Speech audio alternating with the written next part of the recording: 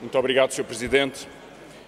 Em 1999, a União Europeia formulou uma recomendação a todos os Estados-membros no sentido de impor limites à intensidade dos campos eletromagnéticos pelos efeitos que poderiam ter sobre a saúde humana.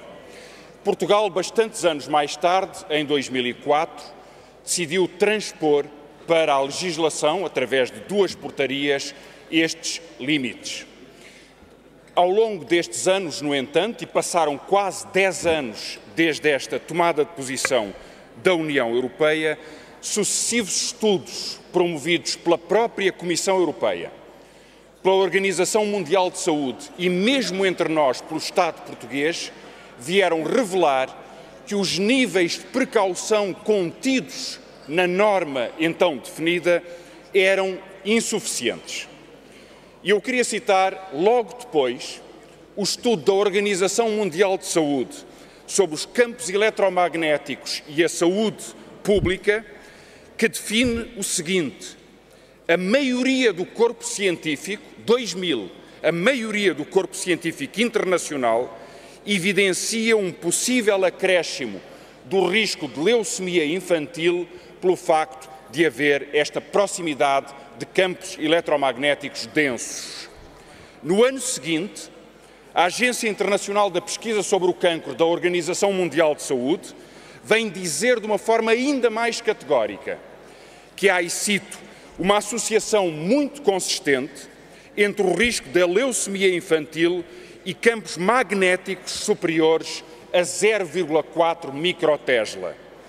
Em 2007, saltemos para o tempo de hoje, o responsável do Departamento de Física da Escola Superior de Tecnologias de Saúde, o professor Nuno Teixeira, vem dizer-nos, em setembro do ano passado, que há, diz ele, evidência científica para o aumento das patologias do cancro em função da proximidade destes campos eletromagnéticos, tal como estão definidos em Portugal.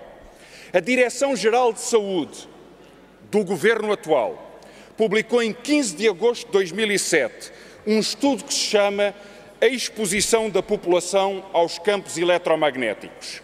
E diz esse estudo: toda a evidência prova que é possível que a exposição possa aumentar o risco da leucemia infantil. A Comissão Europeia aprovou em 2006 e submeteu em 2007 ao Comitê Científico Europeu um estudo cujas conclusões quero citar-vos. Diz ele: as conclusões prévias de estudos anteriores de que os campos eletromagnéticos são possivelmente carcinogénicos, sobretudo baseados em incidência da leucemia infantil, são válidas. É por isso, senhoras e senhores deputados, que muitos outros países europeus têm vindo ao longo destes 10 anos a adotar princípios de restrição que o projeto do Bloco de Esquerda nos propõe agora. Assim, o Governo de Madrid, o Governo Regional de Madrid, decidiu proibir as linhas de alta tensão junto de todas as zonas habitacionais ou escolas. A Suécia impôs um limite de densidade de campos eletromagnéticos junto das populações que é 500 vezes inferior ao limite estabelecido em Portugal. A Alemanha estabeleceu um limite 250 vezes inferior ao limite estabelecido em Portugal. A Suíça, 100 vezes inferior. A Itália, 500 vezes inferior. A Noruega, 250 vezes inferior. A Irlanda, o Luxemburgo, a Holanda, o Reino Unido, Israel, a Eslovénia, vários estados americanos, Nova Iorque, a Flórida, 250 ou 500 vezes inferiores aos limites estabelecidos em Portugal. E por isso, o que este projeto de lei vos propõe é simplesmente que Portugal alinhe com as estratégias definidas pela Organização Mundial de Saúde, pela Direção-Geral de Saúde, pela Comissão Europeia, pela Comissão das Regiões, pelo Comitê Científico Europeu e defina um limite de exposição aos campos eletromagnéticos de 0,4 microtesla, como a maior parte dos países europeus, com um valor de atenção onde houver escolas, hospitais ou zonas residenciais que seja metade desse valor. E, em consequência, propomos que num prazo razoável, com 1 ano de preparação e 10 anos de execução, as atuais linhas sejam readaptadas a este princípio que já está em vigor em todos os países que vos citei.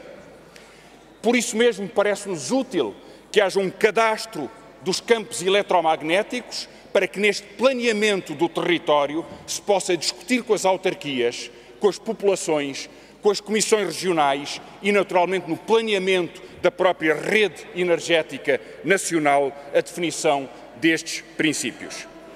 Senhoras e senhores deputados, ao longo dos últimos meses e dos últimos anos, a população em Cerzedelo, em Braga, em Sintra, em Almada, em Celeiro, ao lado da Batalha, ou no Algarve, em muitas regiões do país, tem contestado a violência que é a instalação de subestações em zonas urbanizadas, ou a passagem de redes de alta tensão a poucos metros de casas de habitação. É certo que essa distribuição é injustamente distribuída no território. Ninguém está à espera de ver as redes de alta tensão a passarem por cima da Quinta da Marinha, em Cascais. Mas passam em Celeiro e passam em Fanhões. E é por isso mesmo que a voz que estas populações têm trazido é importantíssima para a percepção de uma responsabilidade social que aqui devemos ter, em nome dos princípios científicos, apesar da voz que muitos lobbies vão elevar a partir de agora neste debate.